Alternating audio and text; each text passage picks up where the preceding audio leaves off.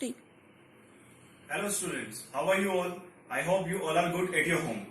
My name is Vinay Patidar. I will teach you social science of class 10th and will begin by the subject that is India and contemporary world first and will talk about the French Revolution.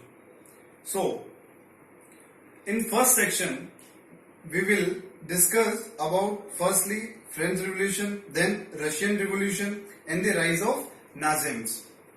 In the first chapter, we will discuss about French Revolution.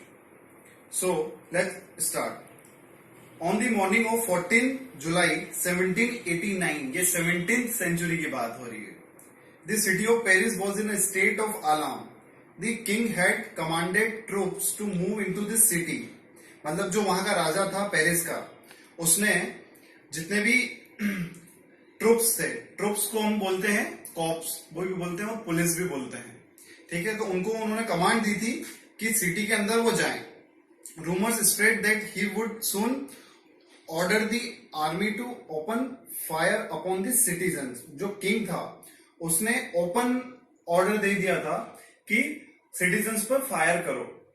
Some 7,000 men and women gathered in front of the town hall and decided to form a people's militia.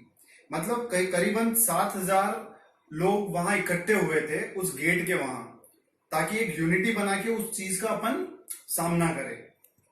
They broke into a number of government buildings in search of arms.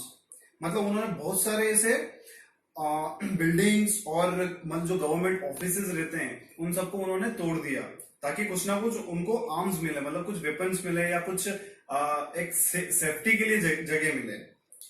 Finally a group of several hundred people march towards the eastern part of the city and storm the fortress prison the Bastille where they hope to find hoarded ammunition.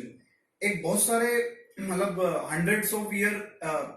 Hundreds of peoples का जो group था, एक group किसी एक eastern part की ओर चला गया और एक प्रिजन था बास्टिल के नाम से, उसके अंदर उन्होंने एम्यूनेशन वगैरह ये सब फाइंड आउट करी, क्योंकि उनको लड़ने के लिए चाहिए. जो भी किंग के जो सेना और जितने भी ट्रूप्स थे उनसे फाइट के लिए उन्होंने ये सब ग्रुप फॉर्म करा और eastern part of the city में चले गए और एक प्रिजन को उन्होंने ब्लॉक करा और उसके अंदर से उन्होंने एम्यूनेशन वगैरह सब कुछ निकाली. In the arm fight that followed the commander of Bastille was killed and prisoners released, though there were only 7 of them. मतलब वहां फाइट हुई जब वो गए और जो कमांडर था बेस्टिल जो प्रिजन था उसको उन्होंने मार गिराया और जितने भी प्रिजनर्स थे, जितने भी कैदी थे, उन सबको उन्होंने रिलीज कर दिया. The fortress was demolished and its stone fragments were sold in the market to all those who wished to keep a souvenir of a destruction. मतलब जितने भी स्टोन फ्रेगमेंट, जितनी भी चीजें थी उन्होंने मार्केट में सेल करी और कुछ ना कुछ अपना एक रोटी कपड़ा मकान एक सेव करा. The days that followed saw more routing both in Paris and the countryside. मतलब जो वो जो दिन जो गुजर रहे थे वो बहुत सारे लड़ाई झगड़े और ये ऐसी अटैक्स होना पेरिस के ऊपर और जितने भी पेरिस के पास में जो सिटीज वगैरह जो भी हैं उनमें यही हो रहा था, लड़ाई झगड़े.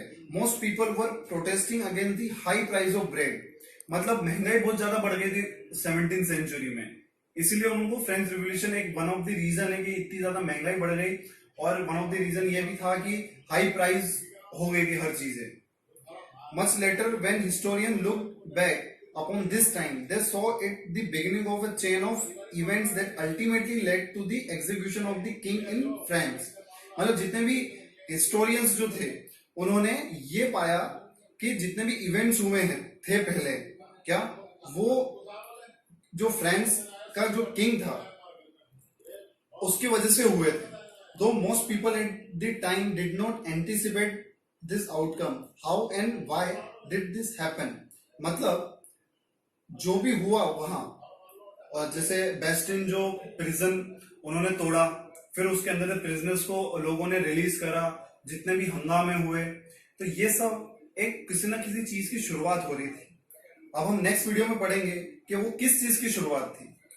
जो हम पढ़ेंगे French society during the late 18th century.